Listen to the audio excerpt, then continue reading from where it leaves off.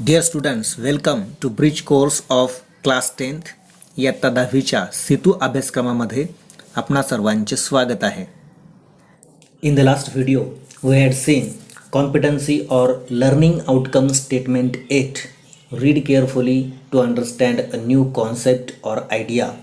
Activity number 1.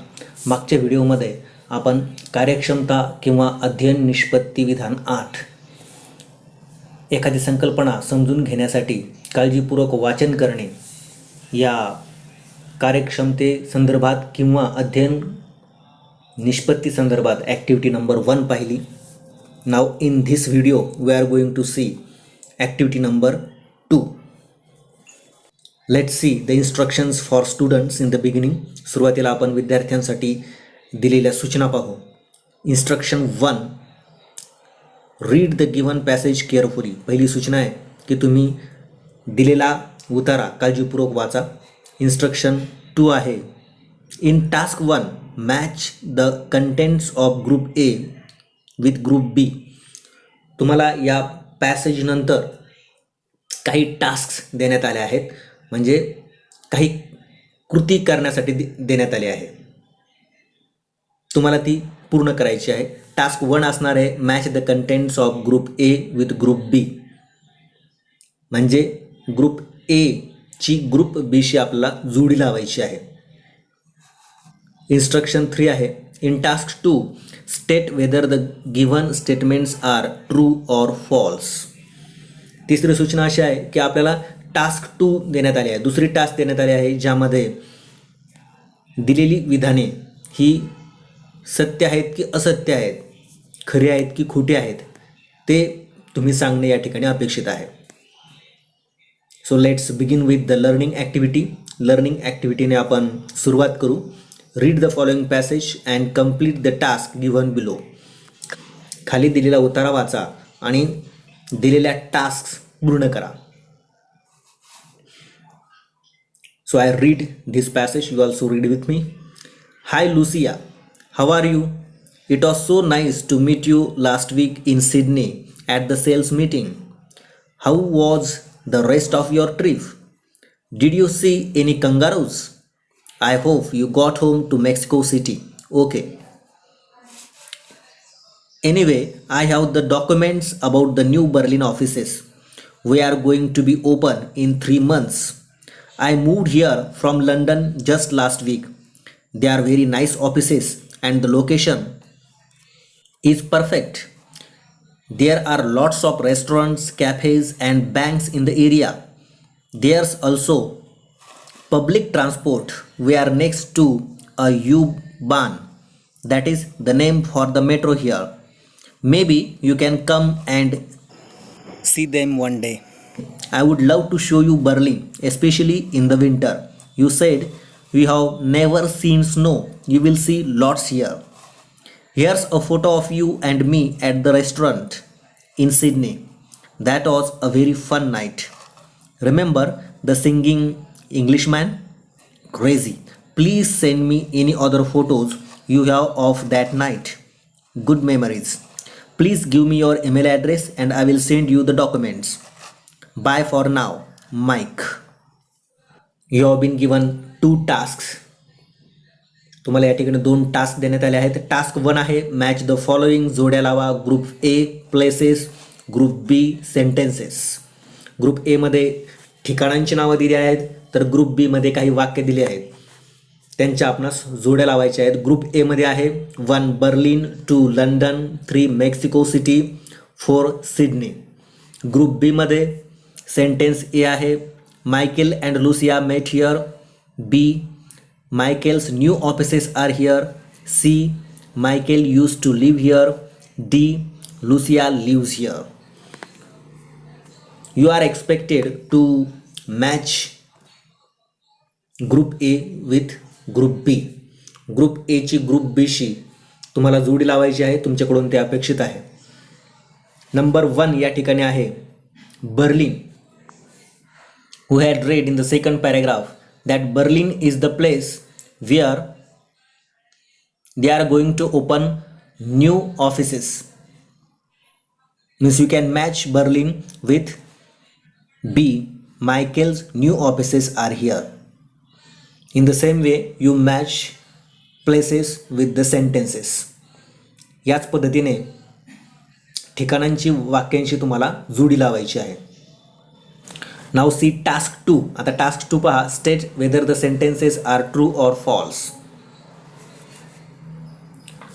जी खाली दिलेली विधाने सत्य आहेत की असत्य आहेत ते या ठिकाणी तुम्हाला सांगायचं आहे. सेंटेन्स या ठिकाणी 1 आहे. Michael and Lucia were friends from school. Sentence 2, they work for a company that sells things. Sentence 3 आहे. The new offices are in a very good location. आणि सेंटेन्स 4 आहे. There is a metro next to the offices. Sentence 1, Michael and Lucia were friends from school. From this passage, we do not find any reference that tells you that they are friends from school. So this statement is false. In the same way, you can write the answers of the remaining sentences. याच पद्धतीने राहिलेल्या वाक्यांची देखील उत्तरे तुम्हाला लिहायची आहेत. And you write this question in your notebook. हा प्रश्न तुम्ही तुमच्या वहीमध्ये लिहा. Now C practice activity section. आता प्रॅक्टिस ॲक्टिव्हिटी सेक्शन बघूया आपण. क्वेश्चन आहे, read any message from social media and prepare similar task on the read message. Social मीडियावरून कोणताही एखादा मेसेज तुम्हाला वाचायचा आहे आणि त्यावर अशाच प्रकारच्या 2 टास्क आपल्यास तयार करायचे आहेत. टास्क 1 असेल मॅच द फॉलोइंग आणि टास्क 2 असेल state whether the sentences are true or false.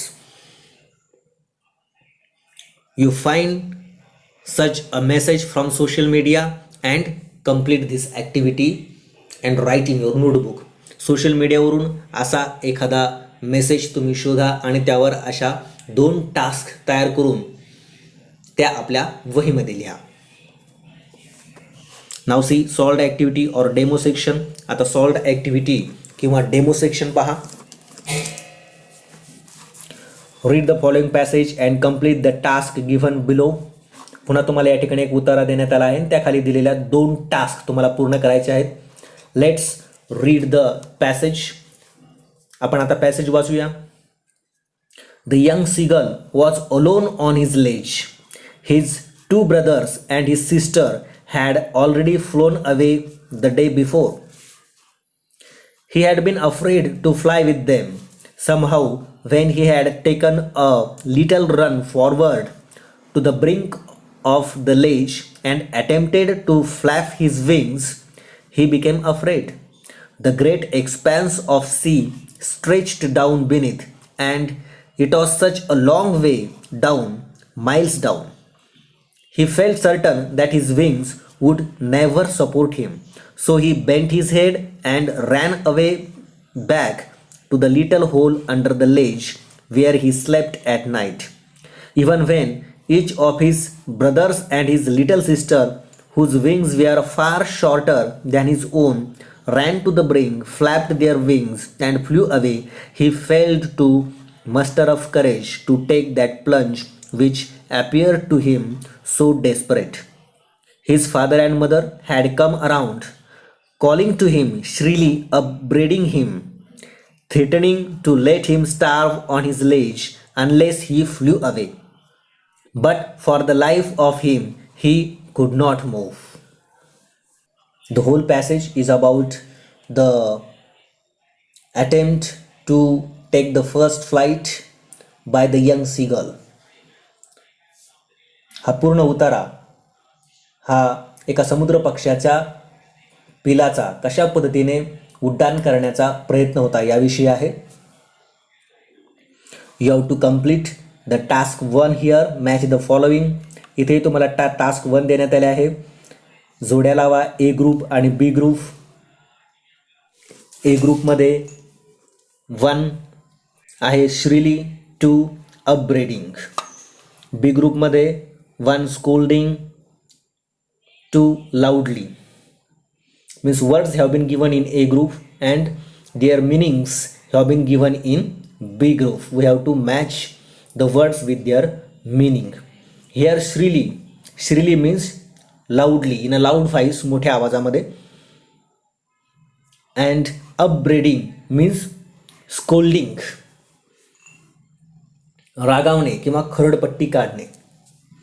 We had seen in the passage that the young seagull was afraid of the great expanse of sea stretched down beneath. त्याने ज्यावेळेस विस्तृत असा समुद्र पाहिला त्यावेळेस त्याला भीती वाटली. And he felt certain that his wings would never support him. त्याला याची खात्री वाटत होती की त्याचे पंख त्याला तशा पद्धतीने आधार देणार नाहीत. His father and mother called him shrilly, upbraided him, threatened him to let him starve on his ledge unless he flew away. Still he could not move. त्याचे आईवडील त्याला अगदी जोरात ओरडून सांगत होते, त्याला अगदी खडसावत होते, धमकावत होते की त्याला उपासमार होण्यासाठी त्या ठिकाणी सोडण्यात येईल जर तो उडला नाही तर. तरी देखील तो अगदी जागचा हल्ला नाही. टास्क 2 आहे state whether the sentences are true or false.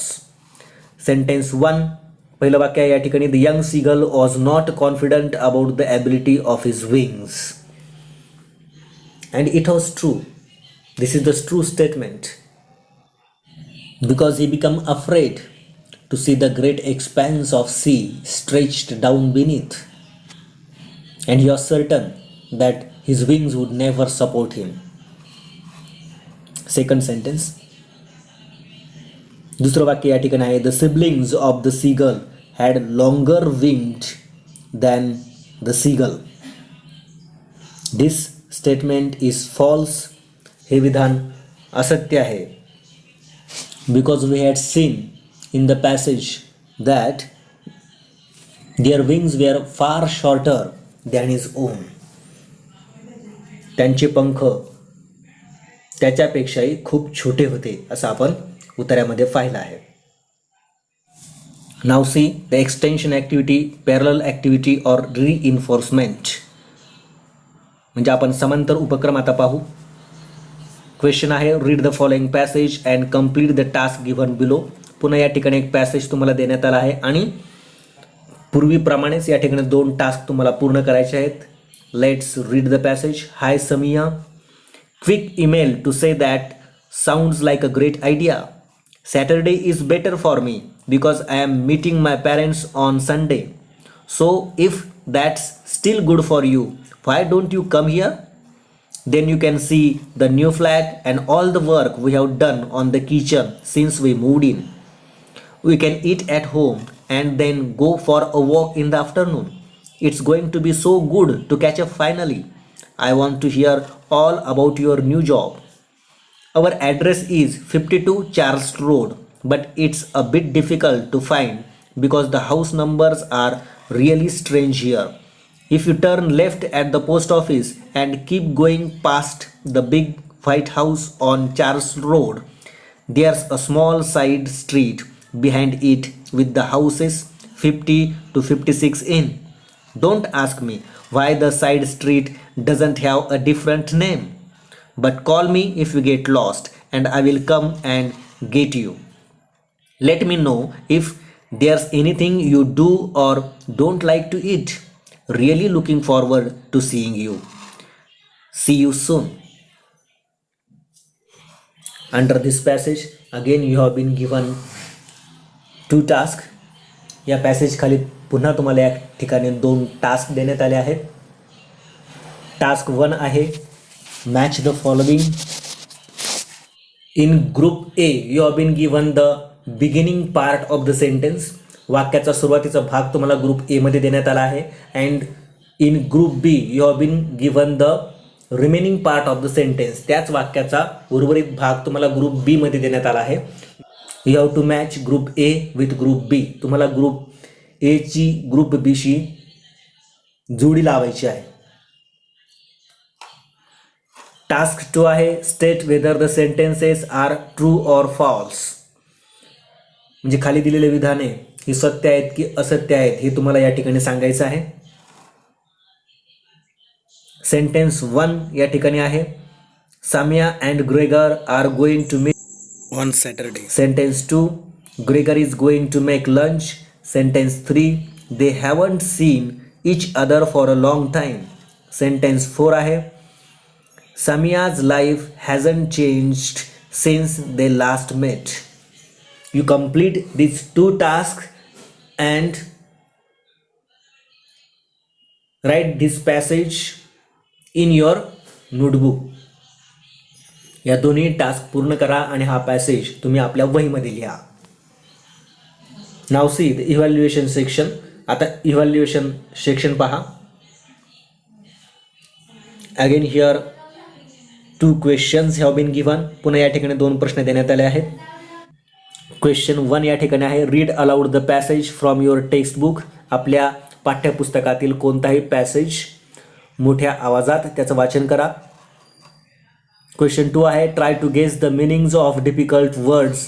आणि त्या पॅसेजमधील म्हणजे उतार्यामधील अवघड शब्दाचे अर्थ त्याचा अंदाज घ्या, त्याचा अंदाज करा. In this way, by doing this activity, you will understand a new concept through reading.